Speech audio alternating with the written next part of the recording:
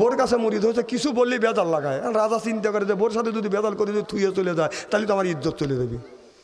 তো এক জেলে মাছ মারছে, বড় একটা মাছ, চিন্তা করতে জেলে চিন্তা করতেছে যে রাজার বাড়ি নিয়ে যায়। তো রাজার বাড়ি নিয়ে গেছে যে রাজা মশাই আমি বড় একটা মাছ আনছি, এই মাছটা আপনি নেন। রাজা বললো যা ঠিক আছে মাছটা দেন, মাছের দাম কত? বলে রাজা সাহেব আপনি হলেন আমার রাজা, আমি হলাম আপনার প্রজা, আমি কেন আপনার কাছে মাছের দাম চাবো? আপনি অনুমান করে খুশি মনে আপনি দেন। রাজা মনে মনে চিন্তা করলো মাছের দাম হলো 500 টাকা, আর আমি রাজা মানুষ যদি 500 টাকা দেয় তাহলে কি আমার কি ইজ্জত আর থাকে? এই জন্যই মাছের দাম দিয়েছে বা দাম 2000 টাকা। কয় হাজার টাকা? রানী আমার খুব কেপটে, কেপটে বোঝেন না? কেরপন বোঝেন কি? এক কেরপন কুসুল খাবার চায়, আখ কুসুল বোঝেন না? আখ খাইতে চায়, টাকা দিয়ে কিনতে কেনে না। কে জানে আখ খায়া তারই সোগলা যে আছে লাড়িয়ে দিছে, ও চিন্তা করতেছে আখ খাইবে দি পারি না, তাহলে এইটা খাই। সোগলা শুকো গেছে সেইটা মহিলা চাপা দিয়েছে, একটুকু রস বাড়া না হাই রে কেপটের কেপটে রে, এই খাওয়া খাইছে একটুকু রস হয় নাকি? তে রাজার বিবি এইরকম কেপটে দেখে বলে রাজা মাছের দাম 500 টাকা, তুমি কত দিলে? কয় 200 টাকা দিয়েছি। 2000 টাকা দিয়েছি। কেন আপনি 2000 টাকা দিলেন? কয় সাধারণ মানুষের কাছে বেচতে 500 টাকা পাইতো, আর আমি রাজা, আমার কাছে আসছে, রাজা রাজার মতোই করে দিবে। বউ বলতেছে তাড়াতাড়ি ওই টাকা ফেরত নিয়ে আয়, নইলে তোর কপালে দুঃখ আছে। এখন রাজা বলতেছে যদি বউর কথা না শুনি বাড়িতে দ্বন্দ্ব লাগবে। বলে বিবিরে দিয়ে ফেলছি, এখন কিভাবে আমি ওই জেলের কাছ থেকে মাছ দিয়ে টাকা ফেরত আনবো? কয় আমি একটা বুদ্ধি দেই। কয় কি বুদ্ধি? যা বলবে তোমার মাছ পুরুষ না বেটা, পুরুষ না মহিলা? যদি বলে মহিলা তুমি বলবে আমার পুরুষ মাছের দরকার, এই যে নাও এটা লোবো না। আর যদি বলে মহিলা, কয় আমার মহিলা পুরুষের দরকার নাই, আমি মহিলা মাছ নেবো, এই কয় ফেরত দিবে। রাজা ডেকে বলে জেলে দাঁড়াও। জেলে দাঁড়াইছে, জেলে মনে মনে চিন্তা করতেছে 500 টাকার মাছ 2000 টাকা দিছে, আবার ডাকে কেন? মাছকে গোসা দিবে। এসে বলতেছে জেলে বলো তুমি যেই মাছটা আমাকে দিয়েছো এই মাছটা পুরুষ না মহিলা? জেলে চিন্তা করতেছে নিশ্চয়ই কারণ আছে। তখন বলতেছে রাজা মশাই আমার মাছটা মহিলাও না পুরুষও না। রাজা খুশি হয়ে কয় তুই দাঁড়া, বাড়ির ভিতরে যাই আরো 2000 টাকা পুরস্কার দিল। কয় হাজার? তারই হলো 4000। এবার বউ বলতেছে তুমি কি করলে? তোর কথা শুনে তো আমার 23 মারা গেল। হ্যাঁ তুই বলছিস পুরুষ না মহিলা, আমি যে বলছি ও তখন বললো যে এটা পুরুষও না মহিলাও না, তাহলে তোকে তো পুরস্কার দেওয়ার কথা। টাকা দিছে কত? 4000 টাকা দিছে। এই টাকা নিয়ে গুনতি বাদান গেটের সামনে দিয়ে যাচ্ছে। রাজার বউ চা দেখতেছে, মুখ বোমরা করে রয়েছে, বাদশা তোর খবর আছে। ইতিমধ্যে গুনতে হঠাৎ করে টাকা একটা পড়িয়ে গেছে, অমনি ওই টাকাটা বাদান তুলে নিছে হাতে। এবার বাদশার বউ বলতেছে তুমি হলে বাদশা, তোমার এই মহল্লার মধ্যে যদি টাকা জমিনে পড়ে ওই টাকা কেউ তুলতে পারবে না, এই টাকা নিবে ফকির মিসকিন। ও তুমি 500 টাকার মাছ 4000 পর্যন্ত তুমি পুরস্কার দিয়ে দিলে, যায়া বলো কেন ও করলো, ওই টাকাটা তুললো, ওই টাকা ফেরত নিয়ে আইসো। তখন বলতেছে এ জেলে তুমি দাঁড়াও। জেলে দাঁড়াইছে, থরথর করে কাঁপতেছে। আবার কি হইল? কেরে তোর মাছের দাম কত?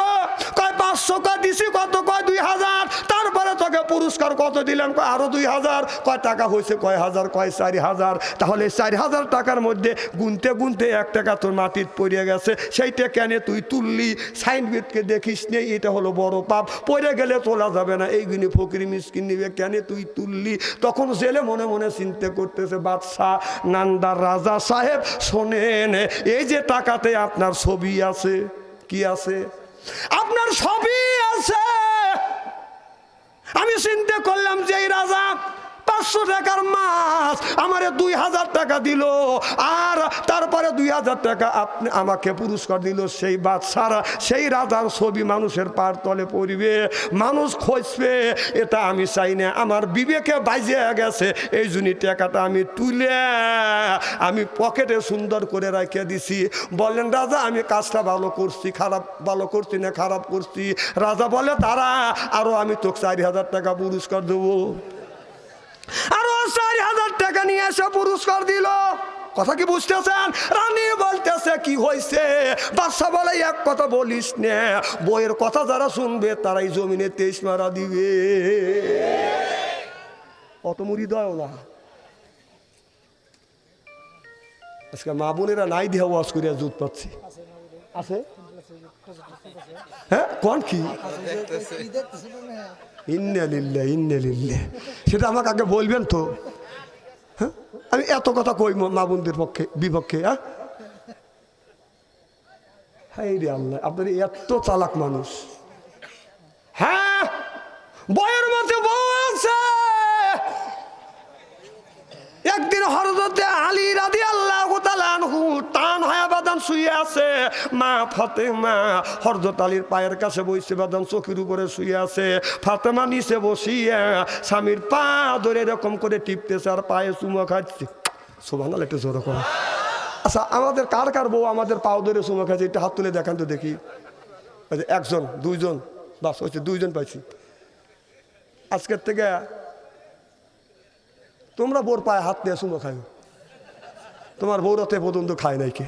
সি সি, মা ফাতেমার মতো মহিলা নিজের মাথার চুল দিয়ে স্বামীর পা মোছা দিছে, পা ধরে চুমো খাইছে। সুবহানাল্লাহ, এটা জোরে কর। এইটাই তো রহমত, এইটাই তো মহব্বত, এইটাই তো ভালোবাসা। এখানে কি কালেকশন নাকি অর্ধেক হয়ে গেছে? আচ্ছা কত রাত বলবো আপনারা বলেন তো দেখি। হ্যাঁ এরা তো ছাড়ে না। আমি কি গড়ি দেখছি? মার হবা কর। ফাতেমা রাদিয়াল্লাহু আনহা, আমার কথা ঠিক আছে না? এই শোনেন, এদিক তাকান। আমি বলছি যে 31 বছর অভিজ্ঞ। একটা কথা যদি অবাস্তব বলে থাকে, যেমন আল্লামা সাইদি সাহেব বলছিল যে এমন সময় আসবে আপনার এ দূরের গর্ত খুঁজে পাবে না। কতক্ষণ তার ভবিষ্যৎবাণী ঠিক হয়েছে কিনা? তারপরে সে বলেছিল এমন নারা দিবে বাংলার মানুষ, আপনার দিল্লি যায় মামুর বাড়ি যা পড়বে। পড়ছে কোথায়? আরো জোরে আমি বলো পড়ছে কোথায়? আপনার বলবেন মামুর বাড়ি। পড়ছে কোথায়? আরো জোরে, জ্বর হইল না। তারপরে বলেছিল যেমন একটা সময় আসবে যা এই জনগণের শুভেচ্ছাতে হওয়া কঠিন হয়ে যাবে, সুম্মাস ফলা সাপেলিন, এক সময় শেষ সাপ হয়ে যাবে। সেই কথা বলছে কিনা? 16টা বছর ওকে তারাবের বাড়ি রেখে ছাত্ররা কি তারাইছে? ছাত্ররা কি নামাইছে? ও আল্লাহর গজবে পড়ে মরছে। কারণ আলেম ওলামার উপরে যত নির্যাতন করা করছে, আলেম ওলামার অভিশাপে ও মামুর বাড়ি দেশ ত্যাগ করে মামুর বাড়ি যা বলা আছে। তুমি আলেম ওলামাকে চেনো না? আলেমরা হলো নায়েবে রাসূল। কার গায়ে তুমি হাত তুলছো? তাদেরকে জেলের মধ্যে ঢুকাইছো। এই বাংলার জমিনে এক একটা ঘরে ঘরে ভবিষ্যতে এক একটা ঘরে ঘরে আল্লামা মামুনুল হক জন্ম নিবে, ঘরে ঘরে আল্লামা দেলোয়ার হোসেন জন্ম নিবে, ঘরে ঘরে আল্লামা আপনার আমির হামজা জন্ম নিবে। কি ভাবছে? নারে তাকবীর, নারে তাকবীর। ইসলামের শত্রুরা, ইসলামের শত্রুরা, নারে তাকবীর।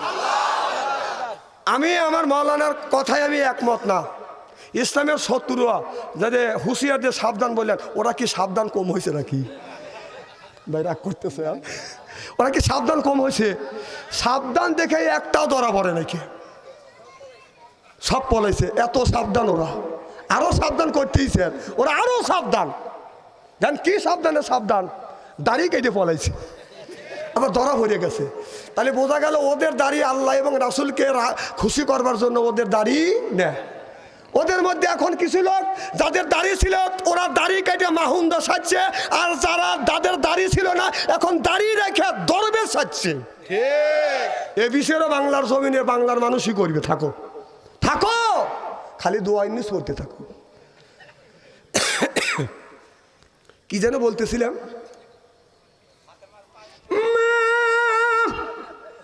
ফাতেমা মাথার চুল দিয়ে হযরত আলীর পাটা সুন্দর করে বাদান এরকম করে বাদান মুছিয়া মুছিয়া দিছে, এইরকম করে চুমা খাচ্ছে। হযরত আলীর ঘুম ভেঙে গেছে, দেখে ফাতেমা পায়ে চুমা খাচ্ছে, এরকম করে বলে বাদান মাথার চুল দিয়ে মুছিয়া দিচ্ছে। হযরত আলী উঠে বলে, বিবি রে আয় আমার কাছে আয়। ফাতেমাকে জড়া ধরে বুকের সাথে বাদান লাগাইছে, কপালে বাদান চুমা দিছে, এরপরে চুলে ধরে বাদান চুমা দিছে। আল্লাহ নবী একদিন হযরত খাদিজাতুল কুবরার কাছে গেলেন, যাইয়া খাদিজার এরকম চুল ধরলেন, চুল ধরিয়া নবী খাদিজার চুল ধরে এরকম করে চুমা দিলেন। মা খাদিজাতুল কুবরা বলে, ইয়া রাসূলুল্লাহ, ইয়া হাবিবাল্লাহ, ও নবীজি আপনার আগে 3টা স্বামীর সংসার করেছি গো নবীজি। আরে এই চুলে আপনি চুমন দিলেন। আমার নবী বললেন, খাদিজা আমি তোমার চুলে চুমন দিয়ে এই পৃথিবীর নারীদের ইজ্জত আর মর্যাদা বাড়িয়ে দিয়ে গেলাম। চিল্লা কোন আল্লাহু আকবার। এই জন্য বইয়ের চুল ধরে চুমো দিবেন, এটা নবীর আদর্শ ভিত্তিক সুন্নত। তারপরে আল্লাহর নবী মা খাদিজাতুল কুবরাকে বুকের সাথে জড়া জড়িয়ে যখন বাইরে যাইতেন আর ডেকে বলতেন, খাদিজা আসো আমার কাছে আইসো, এইরকম করে বাদান বুকের সাথে লাগাইতেন, কপালে একটা চুমো দিয়ে বাদান বাড়ির থেকে বের হয়ে আসতেন। আমু যখন আজকে বাড়ির থেকে যখন বের হয়ে আসতাম, বিবিকে বললাম, বিবি রে আয় আয় কাছে আয়। বিবি যখন কাছে আসলো আমি চুমো দিলাম। বিবি বলে, কই যাও?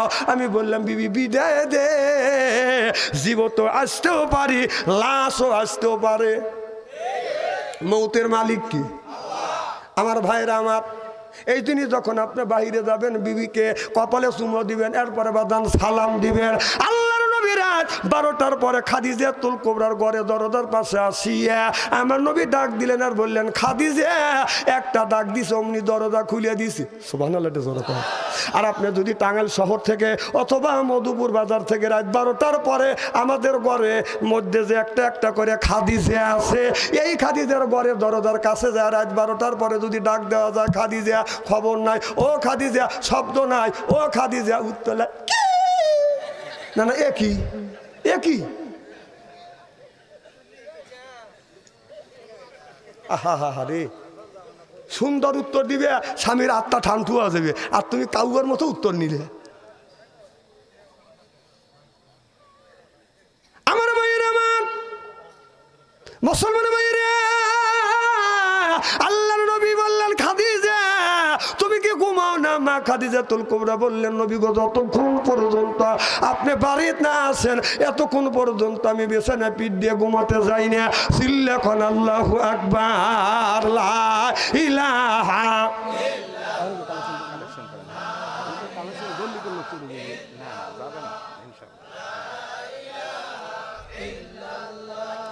লা ইলাহা। থামেন, আজকের মাহফিল আল্লাহর দরবারে কবুল হোক, এটা কি আপনারা চান? কারা কারা চান আমি তাকবীর দেবো? হাত তুলে দেখান। নারে তাকবীর। হাত টান টান করেন, টান টান করেন, চক্ষু দুটো বন্ধ করেন, বলেন বিসমিল্লাহির রহমানির রহিম। এই বলে 2 হাত 2 পকেটের মধ্যে দেন। যার কাছে 1000 আছে 500 দেন, 500 আছে 200 দেন, 200 আছে 100 দেন, টাকা আছে দাবি আছে। এরপরে 1000 করে 10 জন ব্যক্তির কাছে 10টা 1000 টাকা চাই। এরপরে আমি 10টা মিনিট কালেকশন করে এরপরে ওয়াজের দিকে চলে যাব। সেই ওয়াজটা একটা ওয়াজ করব, এদিক তাকান। সেই ওয়াজটা কোন ওয়াজটা করবো বলবো কি? একই দিনে 2টা মেয়ের বিয়ে হয়েছে, এরকম হয় কি হয় না? একই দিনে 2টা মেয়ের বিয়ে হয়েছে, 2টা মাত্র মিয়া, আর ছেলে সন্তান নাই। একদিনে বিয়ে দিছে, মা বাবা অজ্ঞান হয়ে গেছে। পাড়া প্রতিবাসে ঘরে তুলে দিতে গিয়ে ভুল কমে বড় মিয়া ছোট জামাইয়ের মাইকে তুলে দিছে, আর ছোট মিয়া বড় জামাইয়ের মাইকে চলে গেছে। কথা কি বুঝতেছেন? কারণ ওই ছেলেটা তো বউ তো আপনার ও দেখে নাই, মা বাপ পছন্দ করে করছে। আর এখন তো আমাদের ছেলে দেখে ছেলেদের তো চয়েস নাই, বন্ধুকারে দিয়ে চয়েস করে, দেখতো মাল কেমন। কথা বুঝতেছেন না? তোর বউ তুই বিয়ে করবি, চয়েস করবি তুই, আর একজনকে চয়েস করাস। বাসর ঘরে যায়, বাসর ঘর হয়ে গেছে, 2 দিন চলে গেছে। এদিক তাকান। এখন মা বুড়ো মানুষ স্বামীকে বলতেছে, 2 দিন ধরে মেয়ে বিয়ে দিছি, বাড়ি হাহাকার হয়ে গেছে, যাই একটু দেখে এসো। উনি সকালবেলা ভাত খায়া আপনার পাঞ্জাবি গায়ে দিয়ে ছাতি একটা বগুলের নিচে নিয়ে বড় মেয়ের বাড়ি যা ডাক দিতেছে, মা সালমা, আসে দেখে যে খাদিজা এসে হাজির হয়েছে। কেরে বিটি খাদিজা, তুই এই বাড়ি? এই বাড়ি তো আমার বিয়ে দিছেন। ওরা সব বোনাস করতে গিরি, তোকে না বিয়ে দিস ওই গ্রামে। দৌড় ওই বাড়ি গেছে, যা দে ওই বাড়ি ছোট মিয়া বড় মিয়ার ঘরে, বড় মিয়া ছোট মিয়ার বাড়িতে বাসর ঘর হয়ে গেছে। 2 দিন হয়ে গেছে, লোকটা কানতে কানতে আল্লাহর ওলি মানে ইমামে আজম আবু হানিফার দরবারে বলে হুজুর সারে সর্বনাশ হয়ে গেছে, বিয়ে দিছি, বাসর ঘরে তুলে দিতে গিয়ে ভুল কমে ছোট মিয়া বড় জামের ঘরে, বড় মিয়া ছোট জামের ঘরে, হুজুর সারে সর্বনাশ হচ্ছে, আল্লাহর ওলি এটা কি করা যায়? আল্লাহর ওলি কা কোনো টেনশন করে না, আমি একটা ব্যবস্থা করবো। সুবহানাল্লাহ, একটু জোরে কর।